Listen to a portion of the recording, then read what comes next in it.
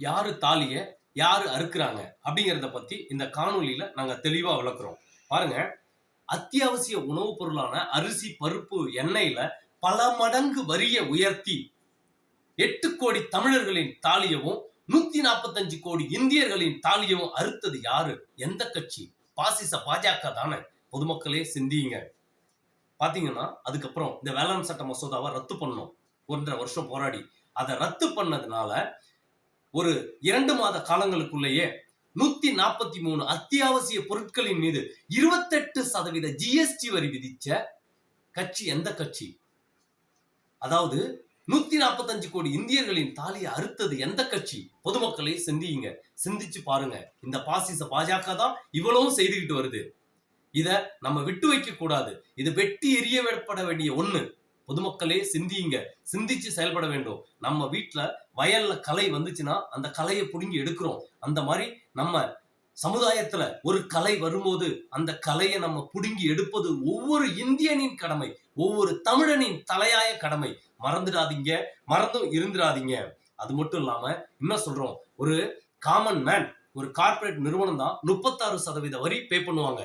ஆனா இன்னைக்கு ஒரு காமன் மேன் 100 ரூபாய்க்கு சக்கரை வாங்கினா கூட 28 ரூபாய் வரி கட்டணும். 28% வரி கட்டணுங்கிறது ரொம்ப கொடுமையான விஷயம். இது என்னன்னா, இந்த வரி திட்டங்கள் சட்டங்கள் எல்லாமே எதுக்காகனா பொதுமக்கள் மத்தியில் இருக்கக்கூடிய காசுகளை ஸ்டாப் போட்டு உறிஞ்ச வேண்டும் அப்படிங்கிறதுக்காக உருவாக்கப்பட்ட சட்டமும் திட்டமும் இது. பொதுமக்களே சிந்திக்கணும், சிந்திச்சு செயல்படணும். பாருங்க, ஏசி ரூம்ல உட்காந்து நம்ம சாப்பிட கூட 18% ஜிஎஸ்டி வரி போடுறாங்க.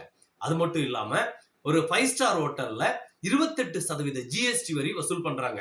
இது மட்டும் இல்லாம பாத்தீங்கன்னா சேஃப்டி டேங்க் கிளீன் பண்றதுக்கு கூட பாத்தீங்கன்னா ஒரு கழிவு நீரை கிளீன் பண்றதுக்கு கூட 18% வரி போட்டது எந்த கட்சி? எந்த மக்களுடைய தாலியை அறுத்தது எந்த கட்சி? இத பொதுமக்கள் தெளிவா புரிஞ்சுக்கணும். அதுக்கப்புறம் பாத்தீங்கன்னா டெத் டாக்ஸ் 5% வரி. இதை யாரு போட்டா? இதை யாரு கொண்டு வந்தா?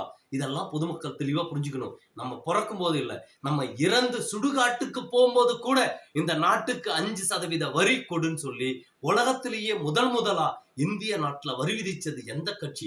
பாசிச பாஜக தானே. இத பொதுமக்கள் தெளிவா புரிஞ்சுக்கணும். அது மட்டும் இல்லாம பேங்க்ல பணம் போட்டாலும் பணம் எடுத்தாலும் வரி, மினிமம் பேலன்ஸ் இல்லைன்னா வரி. இதெல்லாம் ரொம்ப கொடுமையான விஷயம். யோசிச்சு பாருங்க, இதுக்கு முன்னாடி இருந்த காலகட்டங்கள் இப்படி இல்ல. இப்ப இருந்த இந்த கடந்த ஒரு 10 ஆண்டுகள்ல நீங்க பாத்தீங்கன்னா பேங்க்ல மட்டும் 36,000 கோடி வசூல் பண்ணியிருக்காங்க. இந்த மாதிரி வரிகள்லாம் போட்டு இந்த வரிகள்லாம் எங்க போச்சு? இதற்கான டிரான்ஸ்பரன்சி எல்லாம் எங்க?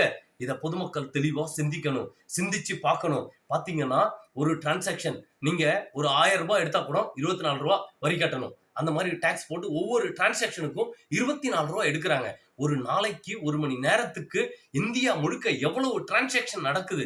ஒரு 500 ரூபாய் நீங்க ஒரு எமர்ஜென்சி எடுக்கணும்னா கூட 24 ரூபாய் பே பண்ணணும். ஒரு 200 ரூபாய் எடுத்தா கூட 24 ரூபாய் பே பண்ணணும். இது எவ்வளவு கொடுமையான விஷயம். இதெல்லாம் யாரு தட்டி கேட்கறது? அதாவது banking sector reformation, banking sector சீர்திருத்த சட்டம்னு ஒரு சட்டத்தை கொண்டு வந்து அந்த சட்டத்தின் வாயிலா கொள்ளையடிக்கிற கொள்ளையர் கூட்டம் தான் இந்த பாசிச பாஜக.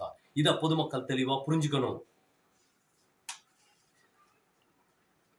இது மட்டும் இல்லாத 145 கோடி இந்தியர்களை படு பேரழிவுல தள்ளக்கூடியது எந்த கட்சி அப்படின்னு தெளிவா புரிஞ்சுக்கணும். நம்மள பாதாள சிறையிலையும் பாதாளத்துக்குள்ளையும் கொண்டு போய் தள்ளக்கூடியது எந்த கட்சி? அதாவது மக்கள் நலனை பாதுகாக்கக்கூடிய ஒரு அரசு மக்களுக்கு எதிராக இன்று செயல்பட்டு கொண்டு இருக்கிறது. இதை நம்ம உட்கார்ந்து அமைதியா பார்த்துக்கிட்டு இருக்கிறோம். இது ரொம்ப கொடுமையான விஷயம். இத பொதுமக்கள் இப்படியே விட்டு வைக்க கூடாது. இந்த கலையை எடுப்பது ஒவ்வொரு தமிழனின் தலையாய கடமை. அதைத்தான் ஒவ்வொரு தடவையும் சொல்றோம். பாசிச பாஜகவை வேறு இருப்பது ஒவ்வொரு தமிழனின் தலையாய கடமை. மறந்துடாதீங்க, மறந்தும் இருந்துடாதீங்க. இது மட்டும் இல்லாம பாத்தீங்கன்னா மோட்டார் வாகன சட்டத்தை மாற்றி அமைச்சு பல ஆயிரம் கோடிகளை கொள்ளையடிப்பது எந்த கட்சி? பாருங்க, அதாவது வாகன போக்குவரத்து எல்லாருக்கிட்டையும் இருக்கு. மோட்டார் சைக்கிள்ல போனா ஃபைனு, கார்ல போனா ஃபைனு, அது இல்லைன்னா ஃபைனு, இது இல்லைன்னா ஃபைனு, பம்பர் இருந்தா ஃபைனு, பம்பர் இல்லைன்னா ஃபைனு. இந்த மாதிரி பல்வேறு சட்டங்களையும் திட்டங்களையும் மாத்தி பொதுவாக மக்கள் என்ன அதுல அதிகமா பயணிக்கிறாங்க அதுல போய் கைய வை. அப்பதான் பல கோடிகளை சில மணி நேரங்கள்ல கொள்ளையடிக்க முடியும் என்பதென்று திட்டம் போட்டு செயல்படக்கூடிய ஒரு கொள்ளையர் கூட்டம். அதான் பிளான்டு கான்ஸ்பிரசின்னு சொல்லுவாங்க. அதாவது திட்டமிடப்பட்ட சதி. இந்த திட்டத்தை உருவாக்குவது பாஜக தானே. மறந்துடாதீங்க.